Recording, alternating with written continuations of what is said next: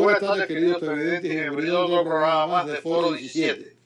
Mi nombre es Luis Díaz. Hoy vamos a hacer un programa muy interesante, pero antes tenemos que mandar una felicitación de todos los que trabajamos aquí en el canal 17, en el blog en español. Felicidades a todos los papás, a los que están junto con nosotros y a los que no lo tenemos, como en mi caso. Pero siempre lo tenemos en nuestro corazón y nunca nos lo olvidamos. Así que vamos a tratar de pasar el día en familia, tranquilo, y vamos a ver si bajamos un poco las noticias de todos estos problemas familiares que estamos viendo y las agresiones, traer un poco de paz y tranquilidad al hogar. Así que felicidades también a mi invitado, el politólogo Julio Schilling. Y que así hoy vamos a hablar de temas interesantes hoy, por supuesto. Este es un tema que yo vengo hablando con Julio hace rato. Yo digo que ya la democracia está en decadencia y la estamos perdiendo. Y voy a explicar en el curso del programa por qué yo pienso que es así, ¿no?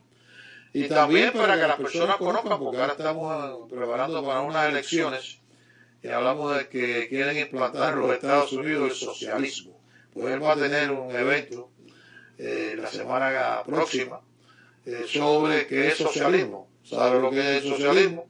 Yo creo que es importante tener conocimiento sobre lo que es el impacto que causa en nuestra vida. Te felicito por esa decisión. Muchas gracias. Pero es extremadamente importante. Y yo recuerdo que hemos hablado, Julio, y gracias por aceptar la invitación, pero sobre la democracia. Y a veces nosotros, pues cada vez que veíamos elecciones, nos pensábamos que eso era la democracia, ¿no? Elecciones libres. Correcto. Con code o code, ¿no? Porque libre no hay nada, yo creo ya en estos momentos, de verdad, honestamente. Porque ahora con la nueva tecnología, pues son ya las manos extranjeras que son las que se encargan de hacerlo. Y pensando en países que nosotros jurábamos de que no había participación de sus agencias para interrumpir la libre decisión de un pueblo. Pues nos vemos ahora, estamos envueltos en Estados Unidos, donde vemos que sí que se inmiscuyeron y hicieron espionaje en unas elecciones. Es decir, que yo creo que a dónde va la democracia, yo creo que va por un camino muy terrible. Y deberíamos defenderlo con las uñas y con los dientes, porque eso es lo que nos ha mantenido a nosotros, por lo menos con la posibilidad de poder tener sociedades que nos ayudan a tener una vida placentera. Ahí te dejo para que puedas hacer un poquito de análisis para caer en lo que vas a hacer en tu acto de la semana que viene, ¿no? En tu programa. Correcto. Pero yo creo que es importante ayudar a las personas a entender lo que estamos percibiendo hoy en día, que el país más abierto del mundo, vemos que también utiliza su agencia para controlar de cierta manera el resultado de elecciones, y eso es triste. Mira, Luis, y esto es cierto, esto lo hemos hablado muchas veces. Y yo te felicito a ti por esa sensibilidad y esa inquietud que tienes con algo que es tan importante. Porque mira, cuando miramos la democracia y tomamos en cuenta que como sistema de autogobierno donde los gobernados eligen a sus gobernantes, es un arma potente que requiere de determinados límites. Mira, a una escala, imagínate que todos los vecinos, por ejemplo, de tu cuadra, decidieran ponerle fin a la vida de todos los vecinos que viven en la acera enfrente y votaran, y todos votaran y fuera una mayoría abrumadora. Pues entonces democráticamente se tomó esa decisión. Sin embargo, y en este ejemplo que te estoy dando es para que vean la democracia a otro nivel requiere de determinados límites, de freno, de contrapesos para evitar que aunque la mayoría esté de acuerdo con una cosa, si viola determinados preceptos de civilidad, de libertad, de factores que tienen que estar en juego para que el propio sistema pueda existir, pues entonces hay que ponerle esos límites. Y el gran problema que vemos, y yo creo que lo estamos viendo en los Estados Unidos cuando se cuestiona, por ejemplo, el colegio electoral, que precisamente fue puesto como una medida para balancear los intereses de los estados pequeños con los estados grandes y que no fuera simplemente 10 ciudades que pudieran tomar la decisión por el país entero. 10 estados. Exactamente.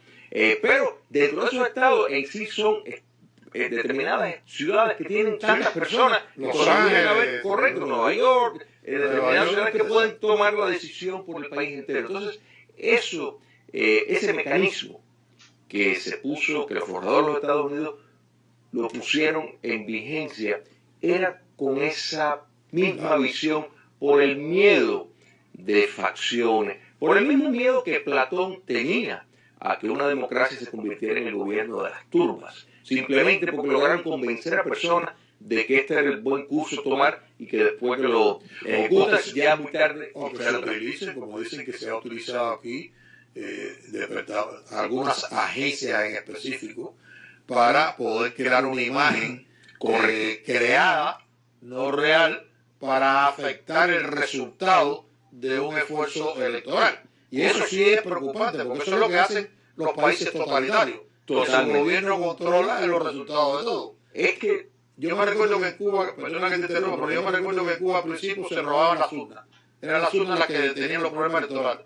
Y hoy en día, con el problema de la nueva tecnología, no hace falta esas urnas. Se cambian desde 1 a 100 millas de distancia. Mira, tal cual, Luis. Y mira, yo creo que en el examen que a veces nosotros y otras personas que no son latinoamericanos le han hecho a la historia en América Latina con determinados golpes de Estado, robos de elecciones, etcétera, y piensan que el estándar es de 360 grados de diferencia en países más desarrollados. Realmente no es así. O sea, hay muchos, sin entrar en teorías de conspiración, que ven que determinados asesinatos de presidentes podrían haber sido un efecto, un golpe de Estado llevado a cabo por determinados sectores del poder para remover un presidente.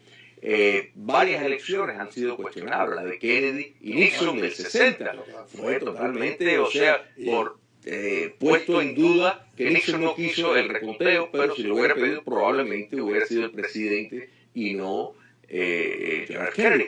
Entonces, más reciente, la medida que hemos visto primero del Departamento de Justicia de la administración previa, colaborando con liderazgo del Partido Demócrata y con las fuerzas de la policía, precisamente la rama de la justicia norteamericana, el Buró de Información Federal, el FBI, para tomar medidas contra un proceso electoral, contra un candidato estadounidense que no tiene precedentes. La agencia de inteligencia. Totalmente. El CIA también, al parecer, estaba puesto como agencia de seguridad nacional. Y contaron con información de una fuerza extranjera.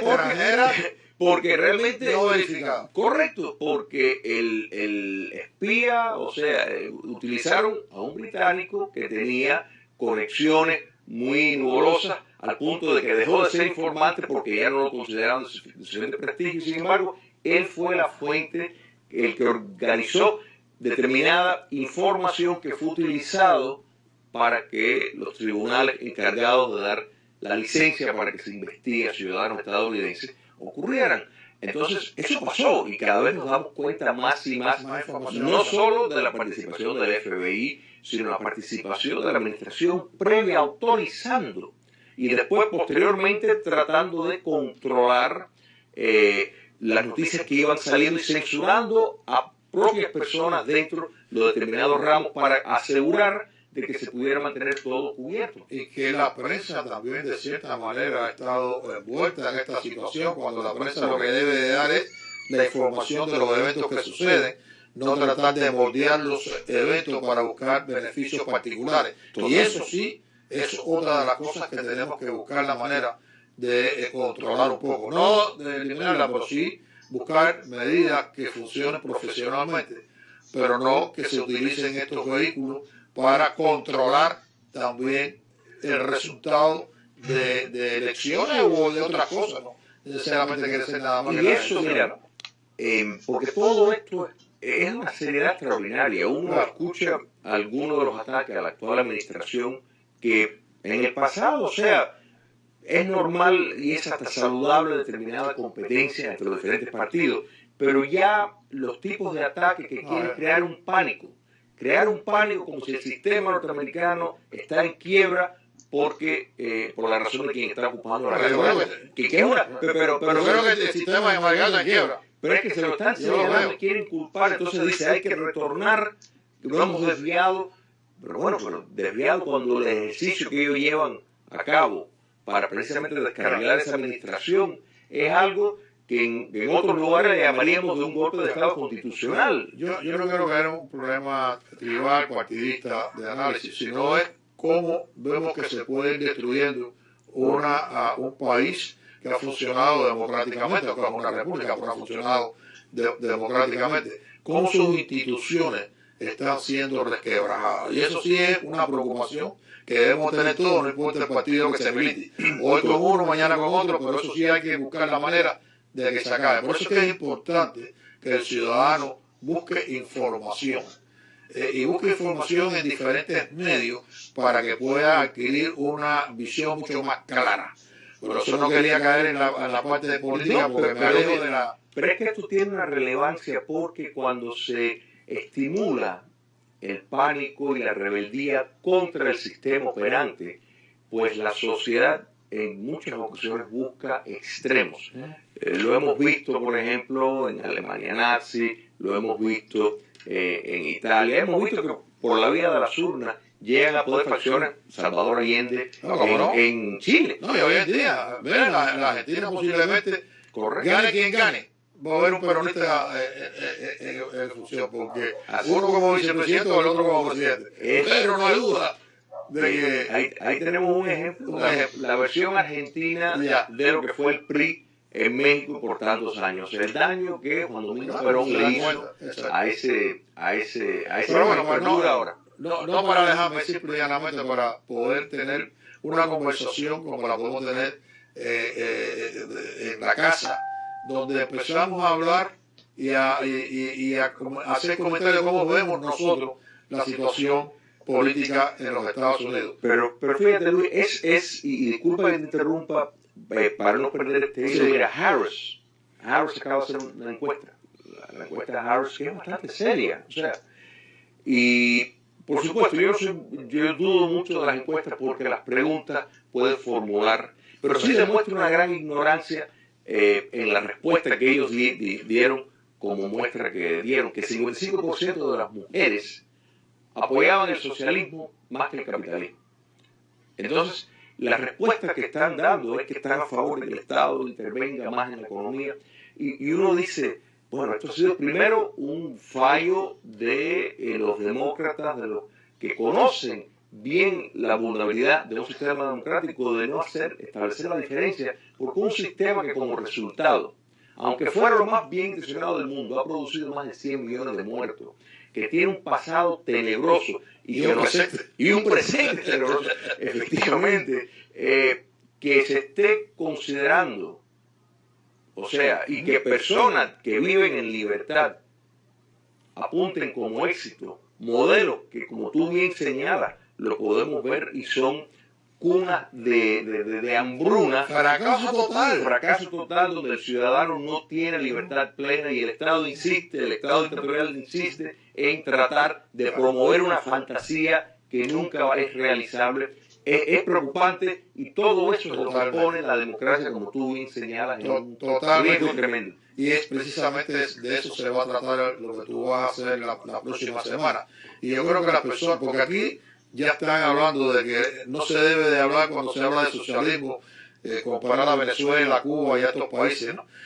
Sino el socialismo europeo, que es otro concepto diferente. Pero es que también en Europa hay un problema seriosísimo, pero seriosísimo. Es decir, que el sistema que se ha implantado tampoco funciona. Entonces, eso es algo que nos tiene que preocupar. Podemos nosotros en los Estados Unidos, que ha sido un país próspero, un país que de oportunidades, donde a las personas que vienen sin tener un intelecto alto han podido desarrollarse y triunfar, desbaratar todo eso de tantos años para construir, crear en Estados Unidos un laboratorio para crear un socialismo. Señores, hay que estar seguros de los pasos que vamos a dar. Por supuesto, y mira, cuando miramos, y muchas veces si vemos los políticos, Bernie Sanders, hablar del modelo nórdico, o sea, Noruega, Suecia, pero esos no son países socialistas, son socialdemocracias, que la gran diferencia es que la socialdemocracia opera dentro del sistema capitalista, lo acepta, no tiene ninguna intención en abolirlo, sino la discusión está en cómo se puede mejorar de acuerdo a la percepción, por tasas de impuestos, ofrecer servicios, pero acepta totalmente el régimen económico capitalista. Incluso hay algunos países nórdicos que tienen más porcentaje de propiedad privada en la economía de los medios de producción que otros países que titulamos directamente. Y además yo creo que todo sistema que se vaya a implantar en una nación tiene que ser acorde al país en que se implanta. Porque no es lo mismo tener un sistema de esa manera con 10, 15 millones de habitantes a otro que tiene 300, 400 mil. Y has tocado un punto, porque en un estado que cobra muchos impuestos y redistribuye mucho del ingreso, tiene a la misma vez tasas de corrupción muy bajas. Entonces, eso es fundamental, porque ese mismo esquema, si lo pones en una sociedad donde la corrupción es histórica, pues precisamente es un botín para que muchos políticos y empresarios pues estén utilizando esos recursos. O sea que un modelo de ese tipo tiene que ir seguido por leyes muy estrictas de anticorrupción para evitar eso.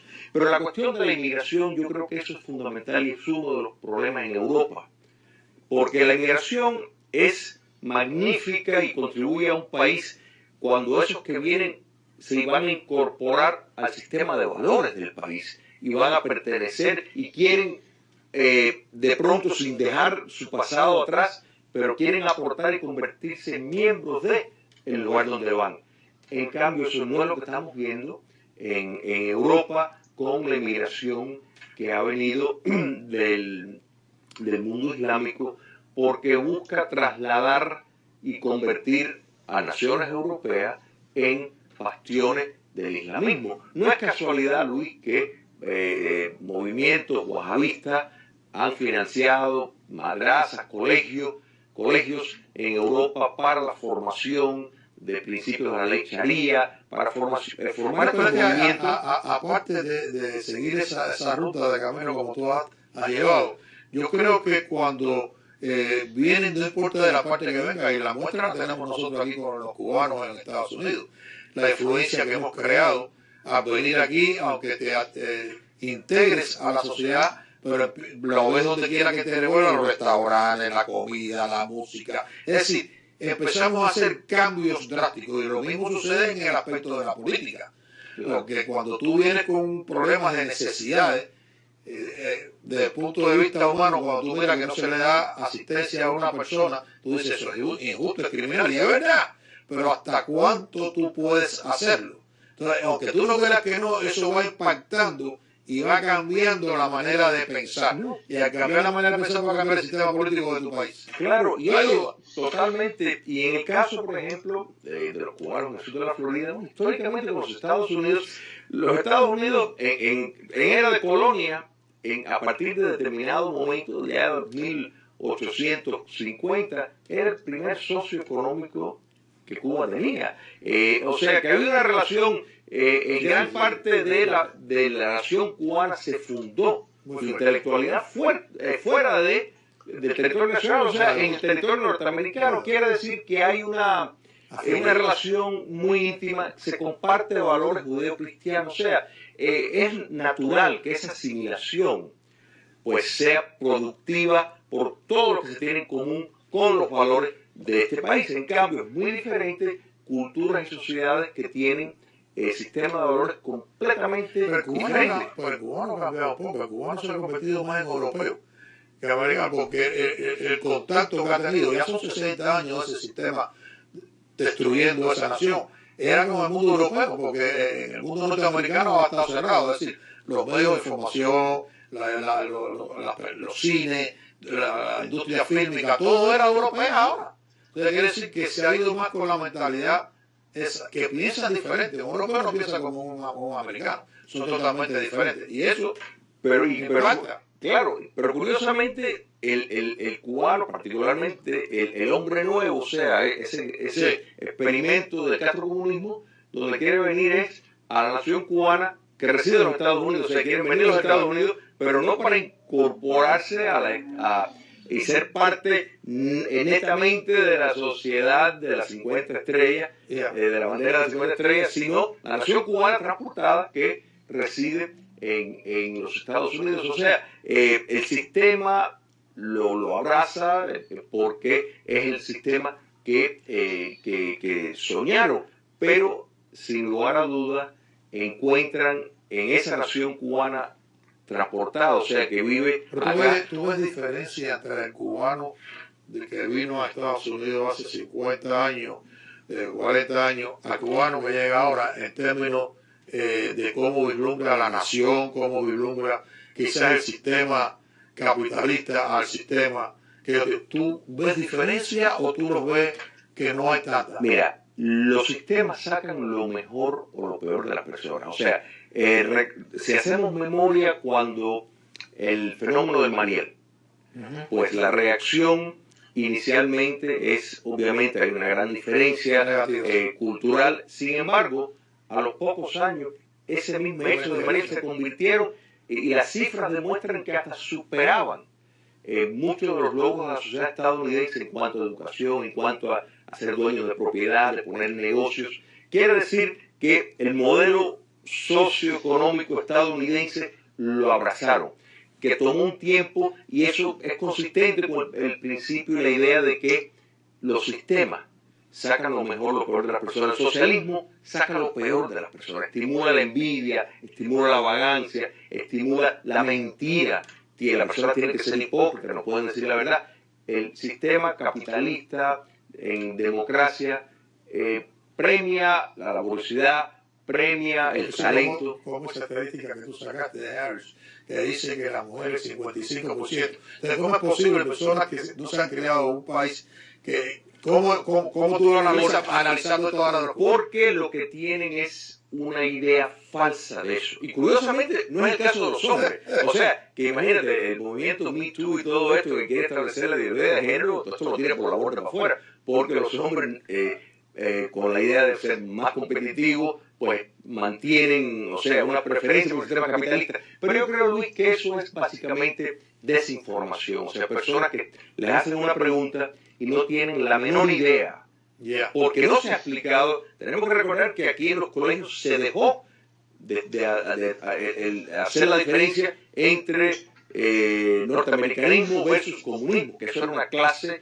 obligatoria de enseñanza de los diferentes sistemas. Eso se vino abajo. Entonces, la promoción del multiculturalismo, la promoción que quiere equiparar todos sistemas, todos valores, como si cada uno tiene sus méritos y todo depende de cómo se mire, pues precisamente le presta ayuda a que personas se confundan y piensan, bueno, educación gratuita, salud gratuita, y se creen eso sin hacer un análisis profundo primero de que no es gratuito, porque en países socialistas ganan un salario miserable precisamente para que te den salud pública. En los países nórdicos y muchas democracias, bueno, en los Estados Unidos, la educación pública, tal vez no a nivel universitario total, pero sí hay fondos públicos, o sea, que en la realidad que pagan 2/3 del costo de la educación, aún a nivel universitario, 2/3 del costo directamente es pagado, y existen muchísimos mecanismos de beca que facilitan, y muchos argumentan que es superior porque te permite escoger, no está encasillado a tener que estudiar algo porque es lo único que está abierto y lo único que el Estado te va a permitir estudiar si quieres ir a la universidad. Y ni hablar de que tu preferencia ideológica no tiene nada que ver en una democracia y en una libertad. Pero yo creo que esa falta de información, y yo creo que los demócratas no han vendido bien lo precioso que es el sistema de libre empresa, principalmente con todos los defectos que tiene, que los tiene precisamente por eso es que la evolución lo va mejorando, pero no se ha vendido bien, Luis. Yo trato de alejarme del aspecto tribal y trato de buscar la manera de que se pueda llevar la información para que las personas por sí mismas puedan tener su propio punto de vista y no utilizarse como un vehículo de mercadeo para que de la manera que se diga le guste más uno que otro. No quiero, se me acaba el programa y no quiero darle el tiempo que se necesita para lo que tú vas a hacer, que es totalmente gratuito y donde van a haber muchos exponentes en el programa. Háblame sobre ese en específico, porque habla sobre socialismo, y dice que es socialismo, bueno, conózcalo, ¿no? Y me quedan nada más que 3 minutos. Como no, el socialismo lo que es y no es. La idea es precisamente establecer la gran diferencia entre lo que es socialismo y lo que es, por ejemplo, la socialdemocracia, que es una cosa completamente diferente.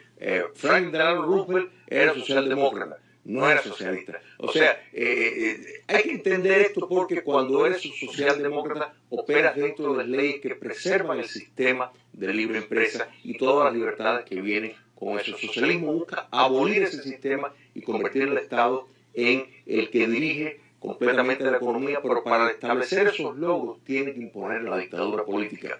No hay un ejemplo en el mundo donde no ha sido así. Entonces la idea que vamos a tener este jueves, el 20 de junio, a las 5:30 de la tarde, en la Biblioteca Pública West State Regional, en Coral Way y la 94 Avenida, es eso. La entrada es completamente gratis, el estacionamiento abierto es gratis también, abierto al público. Va a estar Horacio Espino, Armando Rivas y Rolando González, que serán los ponentes. El servidor será el moderador. Y es hablar de diferentes ángulos, el papel que juega la propiedad privada, la democracia en una sociedad, porque un sistema opera en el otro no, la diferencia entre los modelos nórdicos y el mito, la falacia del socialismo. Es una palabra que quizás tal vez muchos de los que están aspirando, que están abocando por el socialismo, lo que están tratando de buscar es un socialismo democrático, no quizás el socialismo de dictadura como sufrimos todos los cubanos y siguen sufriendo. Exacto, eso es lo que tú quieres. Correcto, porque eso es lo que se expone. Te prometen eso. Podemos tener dictadura, pero es que eso no es posible. No hay un ejemplo en el mundo que intente llegar al socialismo sin tener que imponer la dictadura para lograrlo. No existe. Entonces, personas como Bernie Sanders, para no solamente uno, quieren vender esa falsedad, esa mentira. Lo que busca eventos como estos es precisamente elevar el nivel de concienciación para que encuestas como esa no sean posibles, porque el ciudadano va a estar armado con más conocimiento en vez del analfabetismo político que promueve la izquierda radical para confundir a la sociedad. Yo lo único que les puedo dar es un testimonio, porque soy un cubano que sufrió sus propias carnes ese terrible sistema que siguen sufriendo mis hermanos los cubanos, y ya estamos hablando de 60 años.